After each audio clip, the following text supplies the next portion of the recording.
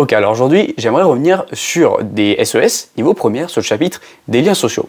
Normalement, quand tu as commencé à parler des liens sociaux, tu as commencé à catégoriser 4 types de liens sociaux, tu as essayé de les définir, pour voilà, te donner une petite idée de quels liens sociaux on crée tout au long de sa vie. Et normalement, l'idée, ça va être petit à petit dans ton chapitre, de te poser la question si ces liens sociaux aujourd'hui sont aussi forts qu'il y a, admettons, un siècle, ou s'ils sont aujourd'hui fragilisés dans la société française. Alors je parle forcément de la société française comme on est sur le programme français, et si on pense à la société française, on peut dire qu'aujourd'hui, il y a différentes formes de liens sociaux qui sont fragilisés puisque la société est en profonde mutation. Basiquement, si je prends une situation d'il y a 100 ans avec celle d'aujourd'hui, le mariage, aujourd'hui, n'est plus considéré comme une étape obligatoire d'une vie, cette étape qui serait précédente à la formation d'une famille. Aujourd'hui, un Français va plutôt chercher de trouver des alternatives comme le Pacs. Aujourd'hui, on aura plus de familles qui vont être recomposées par rapport à il y a un siècle, ce qui fait qu'aujourd'hui, le mariage est en forte baisse et le divorce, forcément, en hausse. On va même avoir des individus qui vont être isolés, qui vont vivre seuls, situation qui était beaucoup plus rare il y a 100 ans. Donc, par rapport à cet exemple que je viens de donner, cette fois, d'un côté, la baisse du mariage, du nombre de mariages, et de l'autre côté, cette hausse de personnes vivant seules ou isolées, fait qu'on a une fragilisation du lien de filiation. Maintenant, la fragilisation la plus évidente est sans doute celle de l'emploi.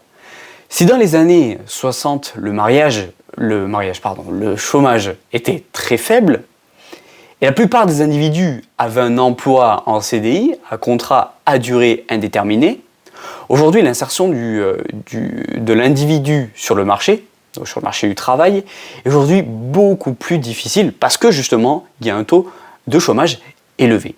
Il faut très bien se dire que je continue à faire une comparaison, admettons il y a avec donc les années 60 ou admettons il y a 100 ans, les individus qui souhaitaient travailler et qui avaient un niveau de qualification, admettons à celle du bac aujourd'hui, pouvaient très facilement, entre guillemets, trouver un emploi, exercer un emploi en CDI, à contrat à durée indéterminée, ce qui donne quand même une certaine stabilité, une certaine sécurité dans la vie de tous les jours.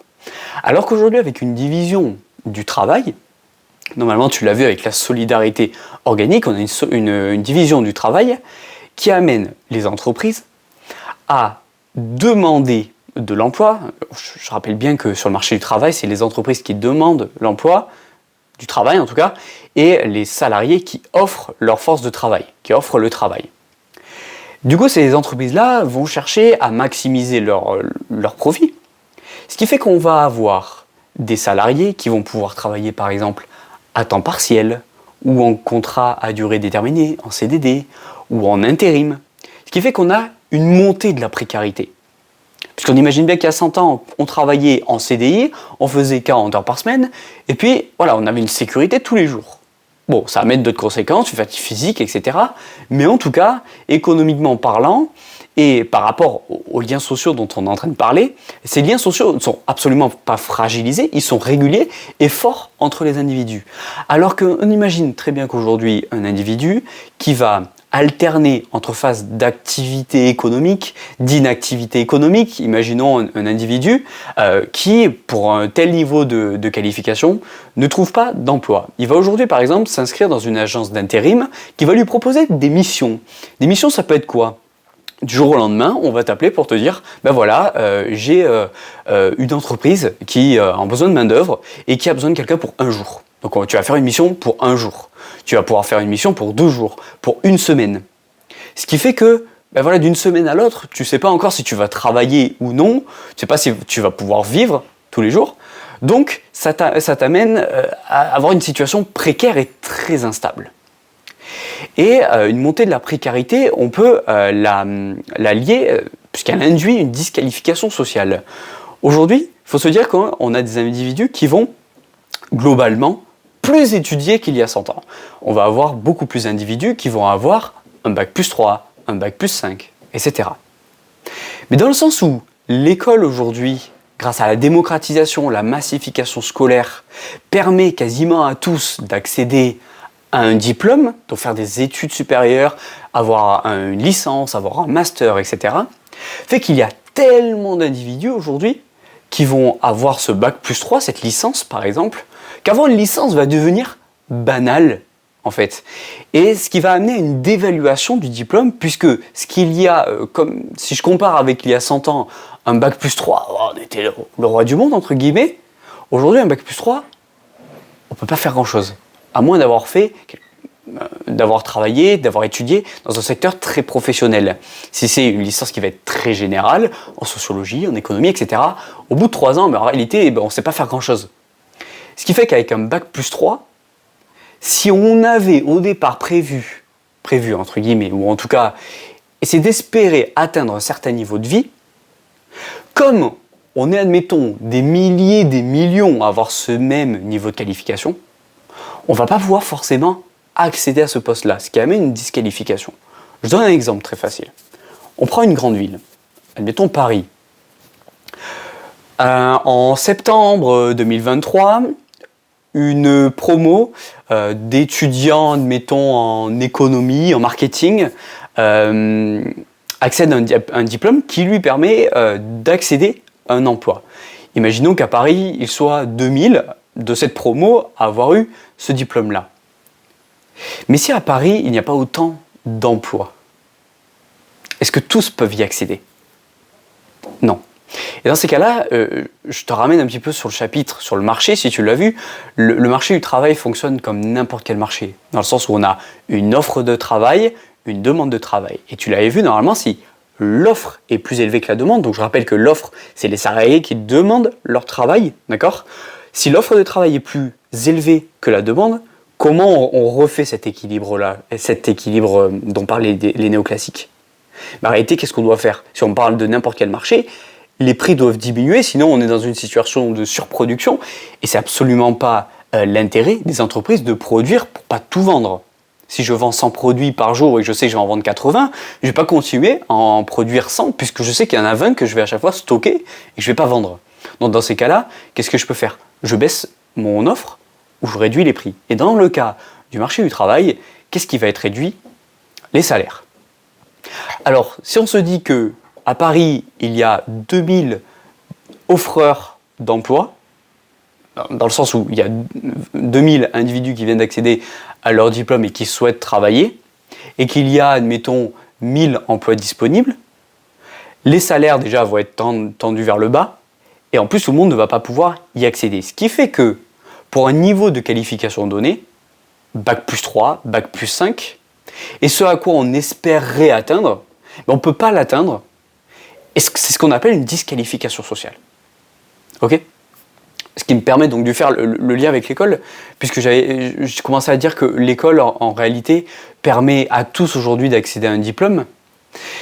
Le problème étant que l'égalité des chances qu'essaie de prôner l'école ne fonctionne pas, disons, à 100%.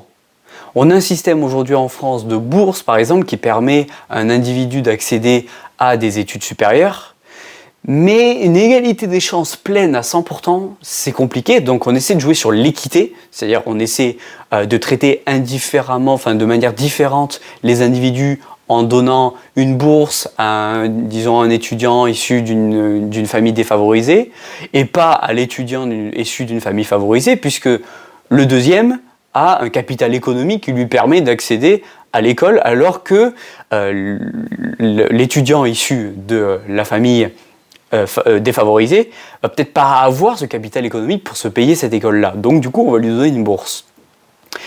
Mais il va y avoir d'autres facteurs qui vont rentrer en compte, comme le capital culturel, c'est-à-dire l'ensemble des savoirs, des savoir-être, des savoir-faire, etc.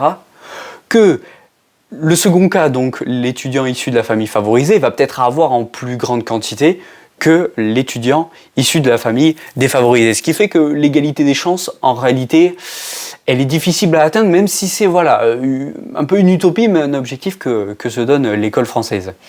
Ce qui fait que ça permet en fait de faire le lien avec le lien de citoyenneté, puisque celui-là aussi est fragilisé, dans le sens où, comme on prône une égalité des chances et qu'elle n'est pas totalement vérifiée, la confiance en les institutions politiques s'affaiblit et la participation aux élections diminue. Ok?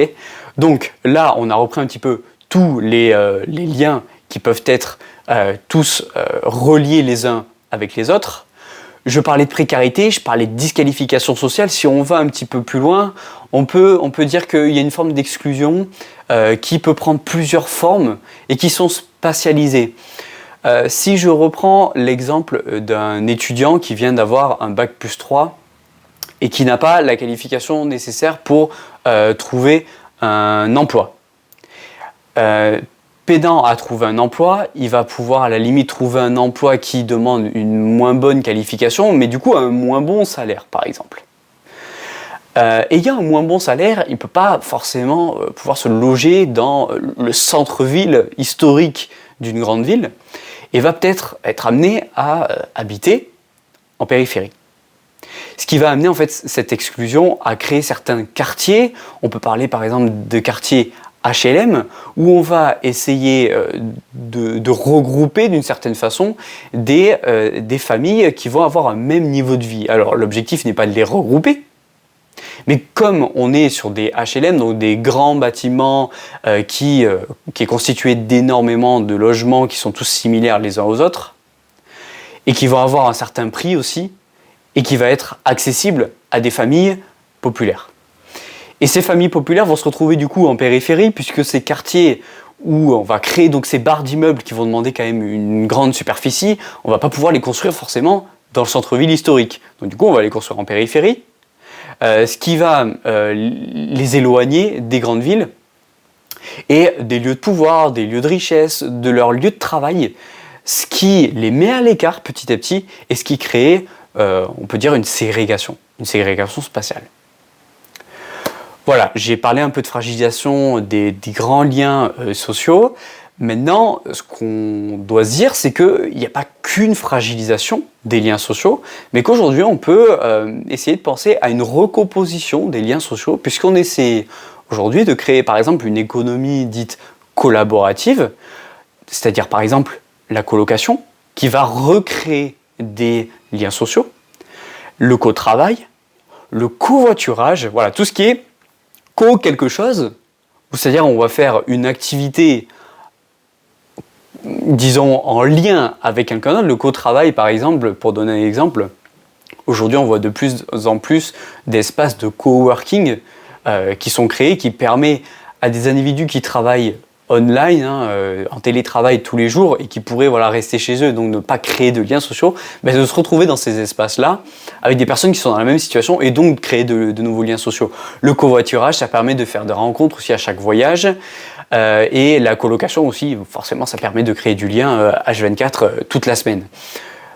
Tout ça, si on l'ajoute à une sociabilité aujourd'hui numérique, la création des liens sociaux, des réseaux sociaux, permet au final à des individus qui sont considérés comme isolés ou âgés de créer de nouveaux liens sociaux. Donc on a de nouvelles formes de liens sociaux qui se créent. Il ne faut pas voir tout noir ou tout blanc. Il y a des liens qui sont fragilisés, mais il faut se dire qu'aujourd'hui on est dans une société qui est capable de s'adapter aux évolutions historiques et de recréer à chaque fois des nouvelles formes de liens sociaux. Alors ils sont plutôt forts, ils sont plutôt faibles, mais voilà, il ne faut pas essayer de voir tout noir ou tout blanc.